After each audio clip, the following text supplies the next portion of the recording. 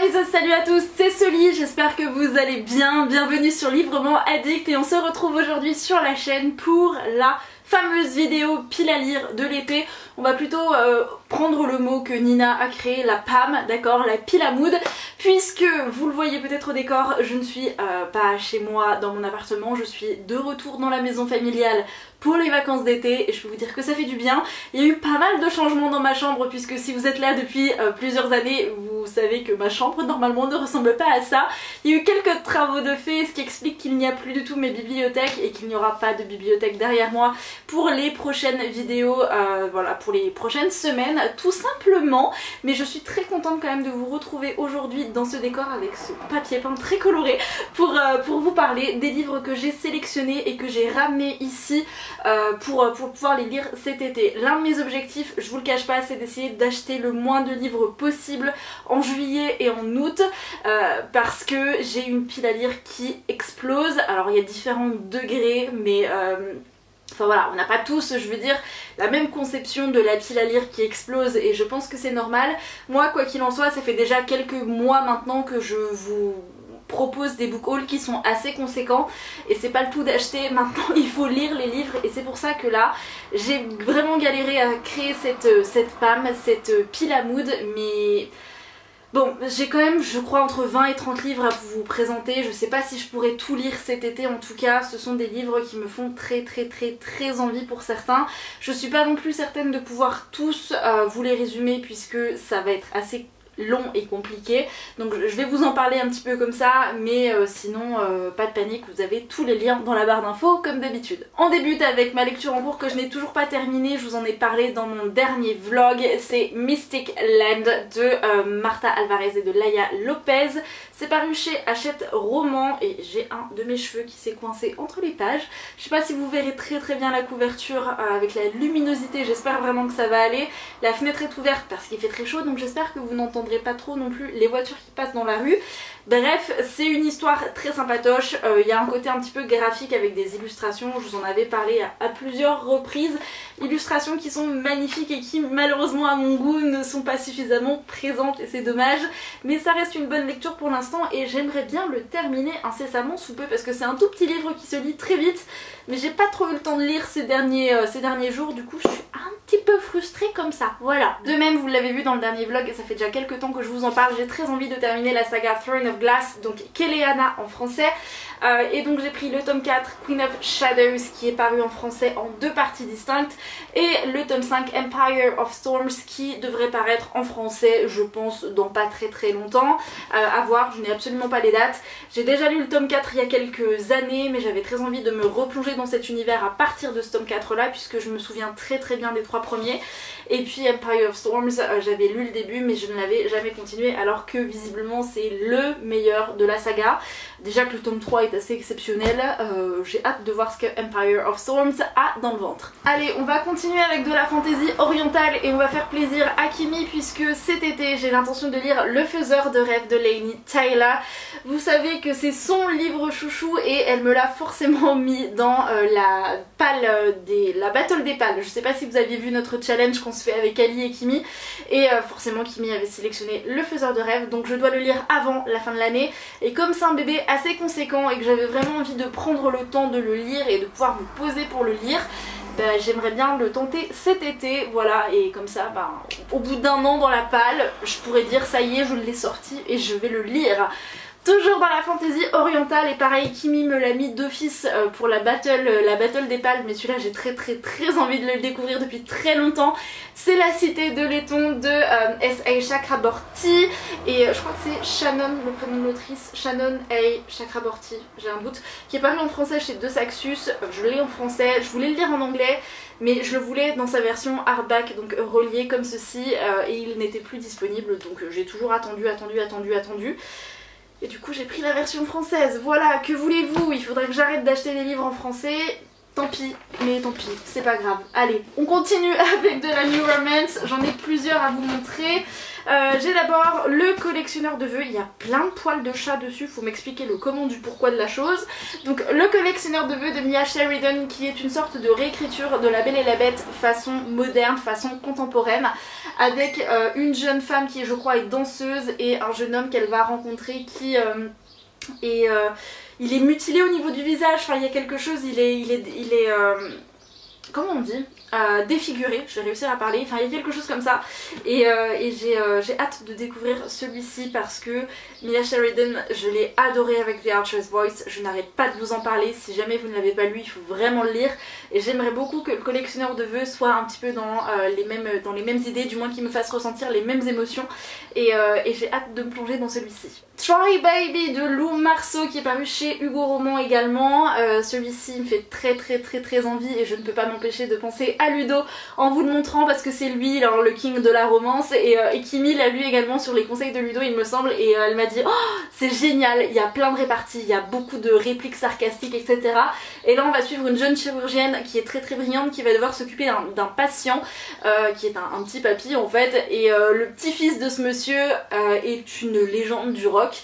Et il va absolument vouloir je crois coucher avec Svetlana il me semble qu'elle s'appelle, sauf qu'elle n'a pas forcément la même orientation sexuelle que lui, enfin il y a tout un truc comme ça et j'ai hâte de voir ce que ça va donner et comment ça va être abordé, mais visiblement c'est fou rire garanti dans celui-là. Je continue avec un livre beaucoup plus smutty qui devrait normalement paraître en français, on n'a pas encore les dates mais visiblement il devrait être traduit. C'est A Touch of Darkness de Scarlett Sinclair qui est une réécriture du conte, c'est pas un conte du tout, du mythe de Perséphone et d'Hadès mais version moderne. Si vous avez lu Lore Olympus sur Webtoon, je trouve que ça ressemble un petit peu dans l'idée que Hadès,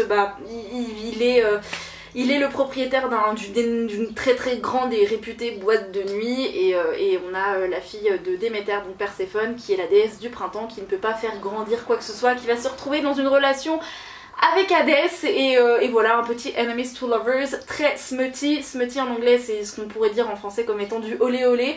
C'est très spicy, c'est très épicé et par contre pour autant il paraît que c'est une très bonne romance.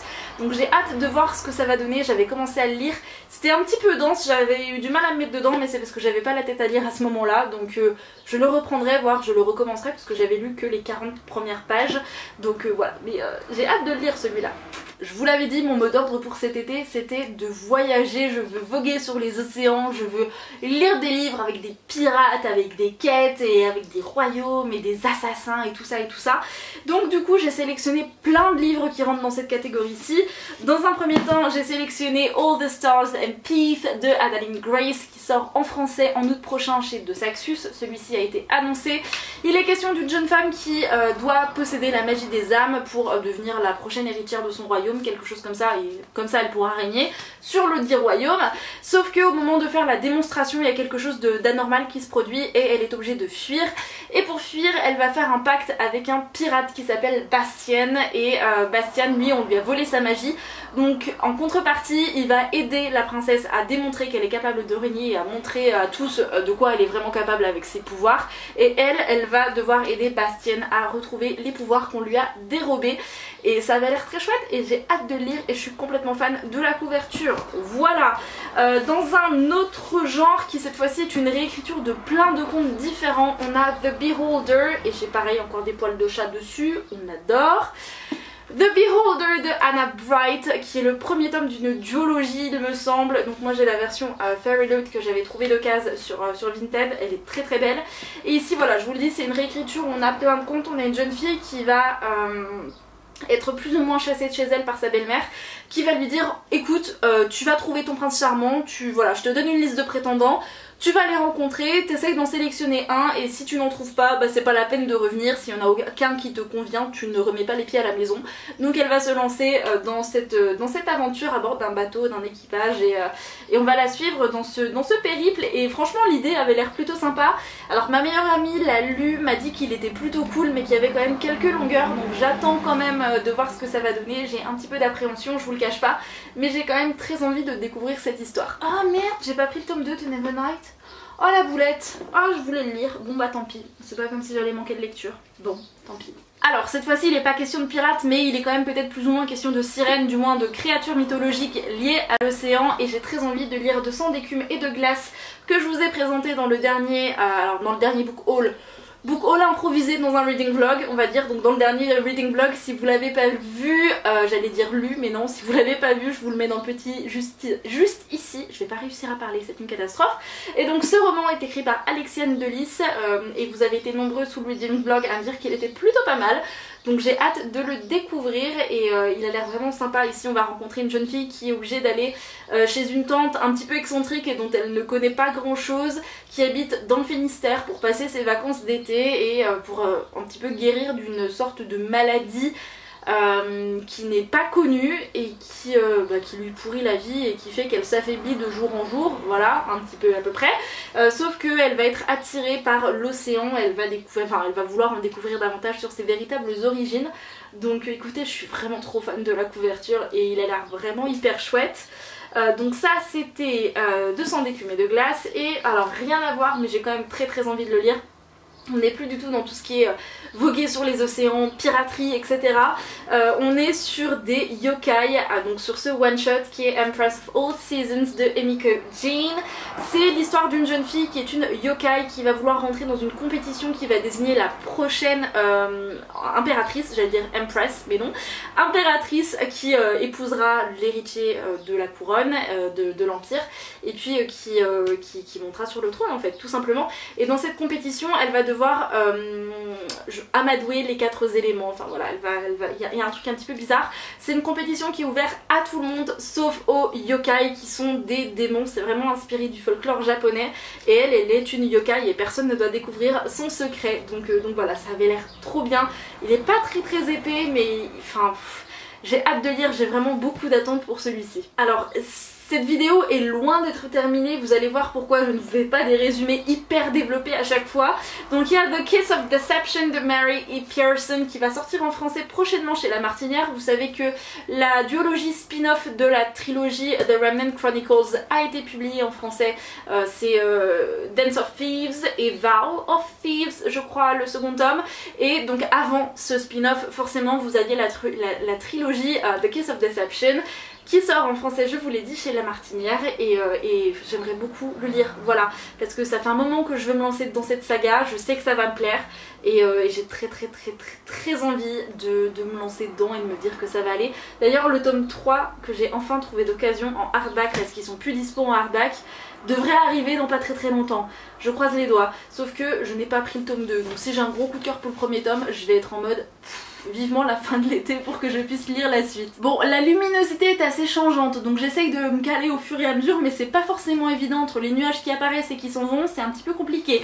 On continue avec Realm Breaker de Victoria Aveyard. J'ai pas arrêté de vous tanner avec ce nouveau premier tome de cette nouvelle saga qui me fait terriblement envie et on va suivre différents protagonistes qui vont se retrouver embarqués dans une épopée pour sauver le royaume et c'est une jeune fille à qui on n'avait rien demandé qui va se retrouver à devoir sauver le monde, en gros c'est ça. Et comment vous dire, c'est le cliché par excellence en fantasy, enfin je veux dire quand vous pensez à Eragon c'est la même chose, c'est un fermier qui découvre qui découvre un œuf de dragon et qui va devoir sauver tout le monde, etc. Enfin là j'ai l'impression que c'est un petit peu la même vibe, donc j'attends de voir ce que ça va donner et j'ai vu des critiques un peu mitigées.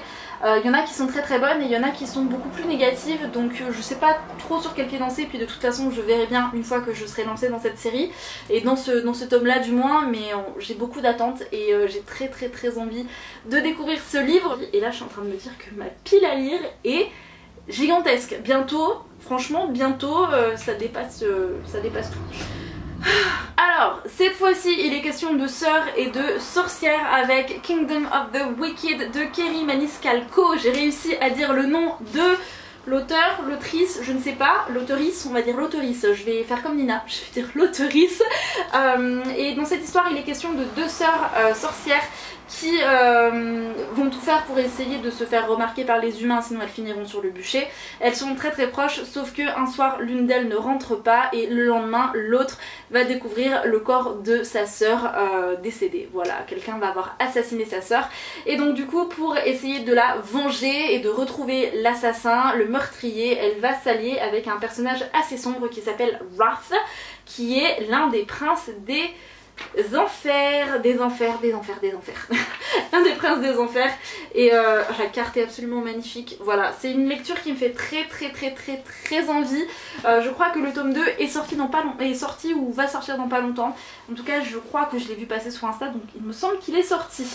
On continue avec de la magie et j'enchaîne très vite. C'est promis, c'est bientôt fini, enfin c'est bientôt fini, c'est une façon de voir les choses, avec Blood and Honey de Shelby Marin, qui est le deuxième tome de la série Serpent and Dove, qui a également été annoncé chez De Saxus. Dans cette histoire on va suivre Lou, qui est une sorcière mais qui ne vit plus dans son couvent, qu'elle a fui, et elle va se retrouver unie d'une manière ou d'une autre à un chasseur de sorcières qui s'appelle Red Diggory, qui est un capitaine qui travaille pour l'église et qui est très prometteur, qui est très réputé, et lui n'a qu'une envie, c'est de voir toutes les sorcières brûler sur le bûcher, sauf que vous doutez bien qu'on a un beau et gros enemies to lovers, surtout que ce que Lou semblait fuir est en train de la rattraper. Voilà, je ne vous en dirai pas plus, j'avais beaucoup aimé le premier tome.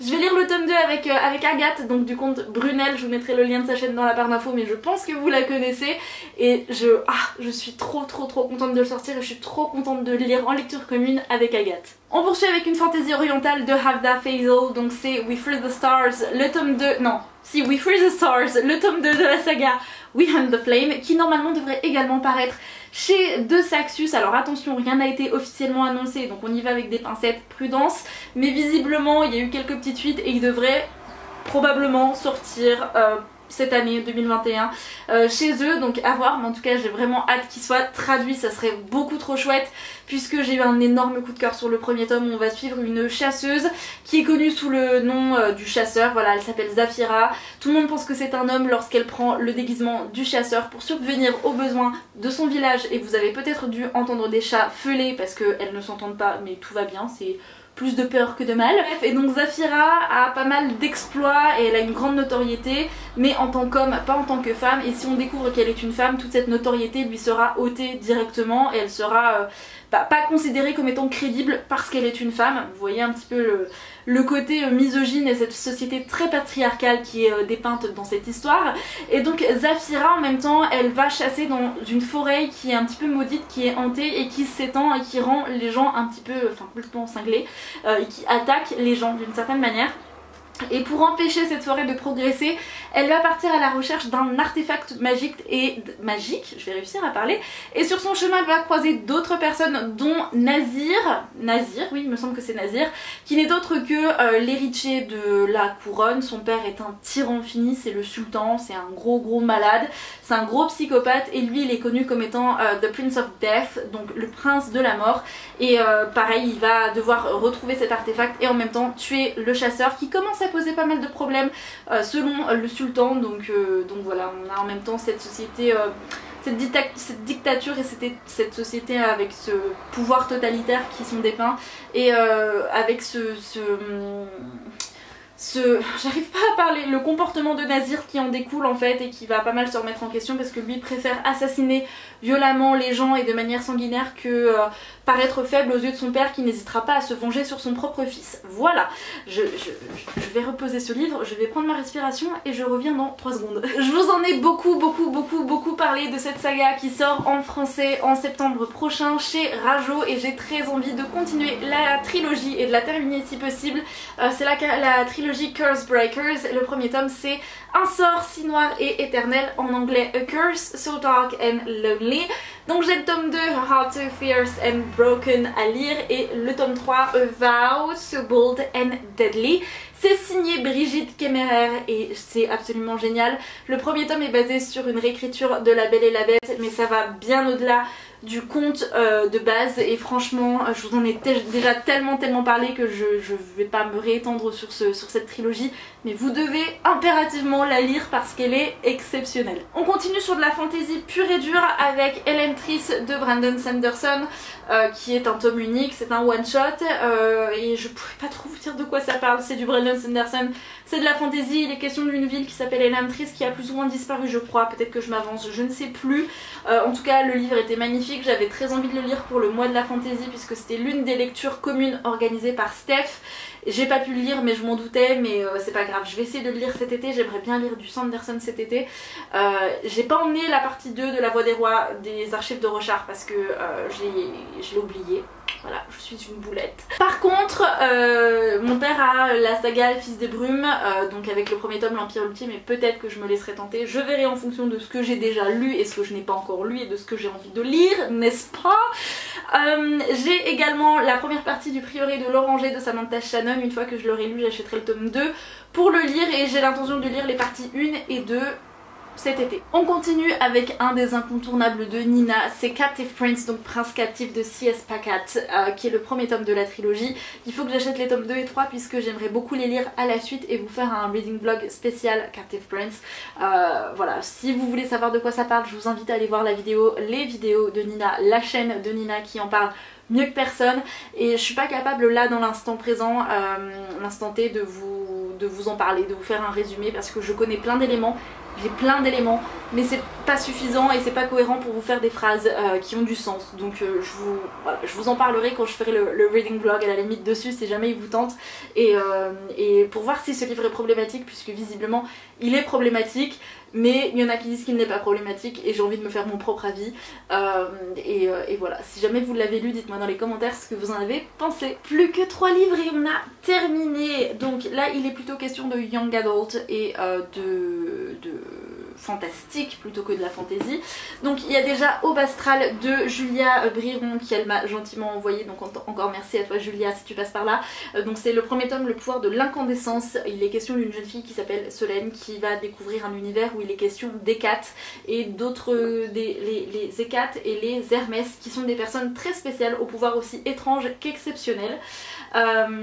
Et Solène va être embarquée dans des épreuves, dans une épreuve très dangereuse et voilà, et elle va découvrir qu'elle a un lien avec cet univers là, avec ces personnes là, et on va la suivre dans cette aventure. Voilà, donc j'ai très envie de lire ce premier tome qui a l'air plutôt sympathique.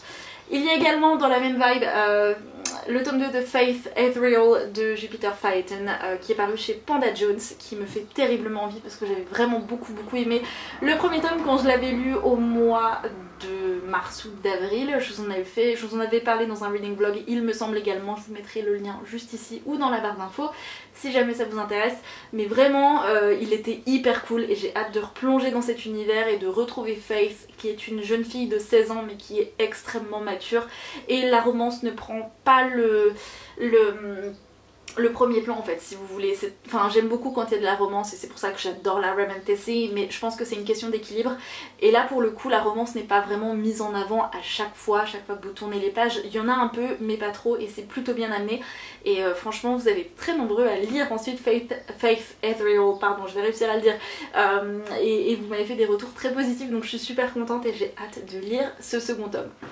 Mais je pensais que j'avais pris les Brumes de Cendrelune, pourquoi j'ai pas les Brumes de Cendrelune? Donc vous l'aurez compris, j'ai pris un livre de Georgia Caldera et j'ai pris le premier tome des Larmes Rouges qui est paru chez J'ai lu. C'est le premier tome d'une trilogie, je peux pas trop vous en dire, je sais vaguement de quoi ça parle, mais pas suffisamment pour vous en parler. J'ai de vagues idées et au lieu de vous dire des bêtises, je vous laisse aller consulter le lien, le résumé qu'il y a dans la barre d'infos. Mais il avait l'air plutôt cool et ça fait très longtemps que vous me le conseillez, et voilà, on me l'a offert, donc encore merci beaucoup à la personne qui me l'a offert, ça fait très plaisir. Et je pensais avoir pris aussi Les Brumes de Cendrelune de Georgia Caldera puisque je dois le lire pour la Battle des Pales, mais visiblement je ne l'ai pas pris. Donc voilà, et si on faisait un petit peu le compte du nombre de livres que j'ai à lire pour cet été, il y en a 25 et je vous ai pas montré ça. Alors, je vous ai déjà montré The Usborne Complete Collection of Jane Austen, c'est ça? Ouais, The Usborne Complete Jane Austen. Et je vous avais dit qu'il était, je sais plus si je vous l'ai dit, qu'il existait aussi en version Shakespeare. Et donc étant une grande fan de Shakespeare, j'ai craqué et je l'ai pris également. Et il est absolument magnifique. Et je suis trop fan. Regardez. A Midsummer Night's Dream, les gars. Il est absolument splendide. Je suis trop contente. Et il y a Roméo et Juliette. Enfin, il y a plein. Enfin, il y a toutes les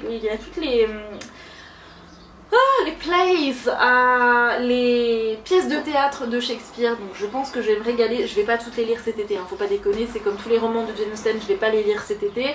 Je vais me baser sur Orgueil et Préjugés, sur Roméo et Juliette, et je pense que je vais peut-être me faire un petit kiff avec Songe d'une nuit d'été, qui est ma pièce préférée de Shakespeare.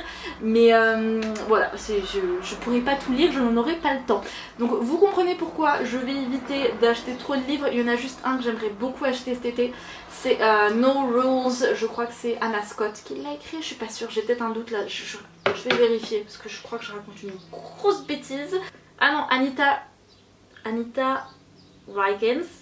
Voilà, je vais vous montrer la couverture, hein, ce sera plus simple. Encore, on adore les mecs torse-poil.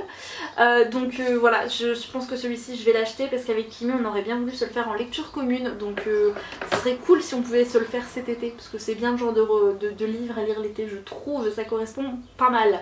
Bref, je vais arrêter de vous embêter maintenant. Je vais aller prendre mon bouquin, ranger tout ça et aller me poser pour lire un petit peu. Voilà, dites-moi dans les commentaires s'il y a des livres que vous aimeriez lire, que je vous ai présenté aujourd'hui. Est-ce que certains font partie de votre palle? Est-ce que vous faites des palles? Est-ce que vous faites des piles à mood? Est-ce que, voilà, quels sont les livres que vous avez sélectionnés pour cet été?